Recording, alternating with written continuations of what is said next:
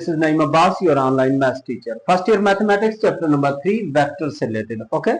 Exercise 3.3 का आज हमने क्वेश्चन नंबर 1 सॉल्व करना है।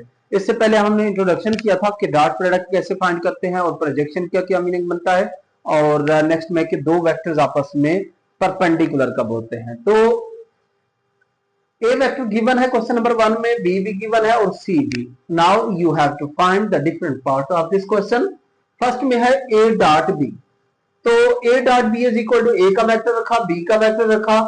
ए और बी का डॉट प्रोडक्ट के लिए आई कंपोनेंट्स आपस में मल्टीप्लाई कराए, जे कंपोनेंट्स आपस में मल्टीप्लाई कराए और के कंपोनेंट्स आपस में मल्टीप्लाई कराए। ओके, क्योंकि आई डॉट आई 1 के इक्वल होता है, जे डॉट जे 1 के इक्वल और के डॉट के 1 के इक्वल, तो वो लिखने की जरूरत नहीं है।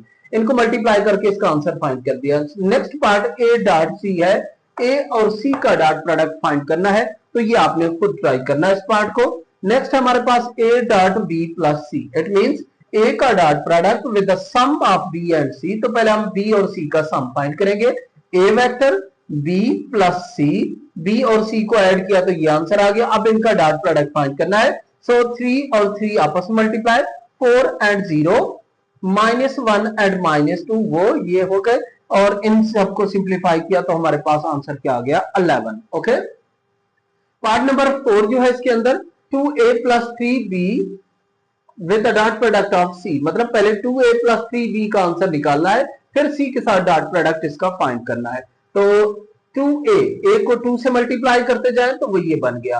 3 टाइम्स ऑफ b, इसको 3 से मल्टीप्लाई कर दिया, वो ये किया। अब इन दोनों के बीच में सम का साइन था तो हमने प्लस का साइन डाला। Dot multiply by C as it is. इन दोनों के आई कंपोनेंट्स आपस में काउंट किए, जे कंपोनेंट्स आपस में, और के कंपोनेंट्स को आपस में सॉल्व किया तो वो ये वेक्टर आ गया। अब इसका सी के साथ डॉट प्रोडक्ट निकालते हैं, आई कंपोनेंट्स का प्रोडक्ट, जे कंपोनेंट्स का प्रोडक्ट और के वाले कंपोनेंट्स का प्रोडक्ट, और इसे सिंप्लीफाई किया तो -12 आंसर आ गया। लास्ट पार्ट इस क्वेश्चन का a minus be with the dot product of c, मतलब पहले आपने a और b को सब्ट्रैक्ट करना है।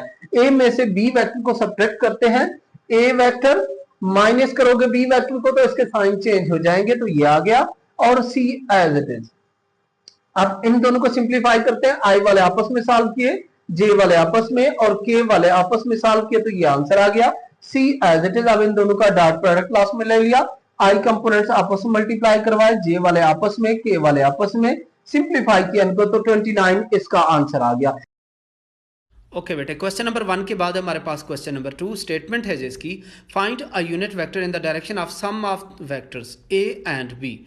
ए और बी वेक्टर दिए गए हैं, उसने कहा कि एक ऐसे वेक्टर की मुझे मैग्नीट्यूड फाइंड करके दें जो इन दोनों वेक्टर्स का सम हो। ओके, वेक्टर हमारे पास r is equal to A plus B, और इन दोनों को ऐड करने के बाद r वेक्टर आया 4i plus 3j minus 12k।